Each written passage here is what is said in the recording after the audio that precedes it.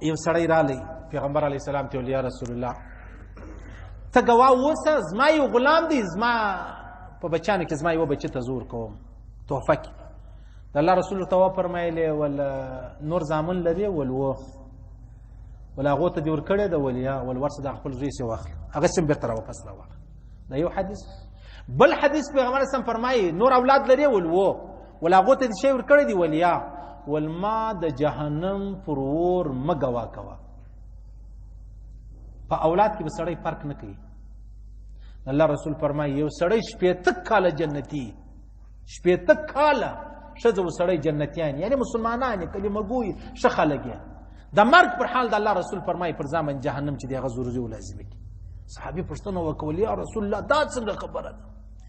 د الله رسول ورته وفرمایل هغه دا ده چې یو سړی سپین ږیری سړی دی مشر سړی دی ډېر عبادتونه کول چې مرګ یې رانږدې سلو اوس را ولاړ سلو دا خپل جایداد لري روپۍ لري کیسې لري دا وصیت وکړي دا اعلان وکړي چې زما دغه روپۍ د پلاني زوی دپاره دی دا کور د پلاني زوی دپاره دی دا د پلاني زوی دپاره دی په دې کې څه زامن پرېښول د غوړې زامن یې ګرده یاد کړو د زړې هغې ګرده پاتې زموږ دې پښتنو کې خو د هغه خبرې دي الله رسول فرمایي 80 کاله جنتي ولې لیکن بیا دې پس له 80 کاله پر ځان جهنم چې د هغه ضروري کړي 80 کاله یوه زنانه چې د هغه جنتي د جنتیانو عمل کوي په آخر کې دا جهنمي سي هغه دا د زموږ سپین سرې راواخلئ دا د غاړې یو هار لري د واده یو هار لري مطلب هغه د سونې مونې بیا دا راولاړې سي وه یوې لور ته یې ورکړي نو چې ته یوې لور ته ورکوي نو هغه لور نور اولاد هم لري که نه لري که لري نو هغو ته یې ولې نه ورکوي صحیح ده که نه لري خو ټیک ته صحیح ده مجبوري ده که ته لري د الله رسول فرمایي ما به د جهنم پر ور ګواه کوئ نه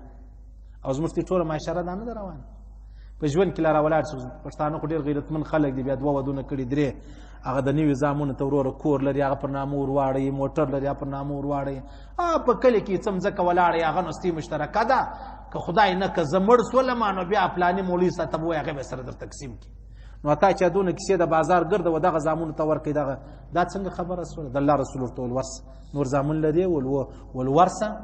دغه چې تا زوی ته کوم شی ورکړی هغه بېرته واپس جنې واخلي هغه بېرته واپس چې دی هغه جنې واخلي صحیح سول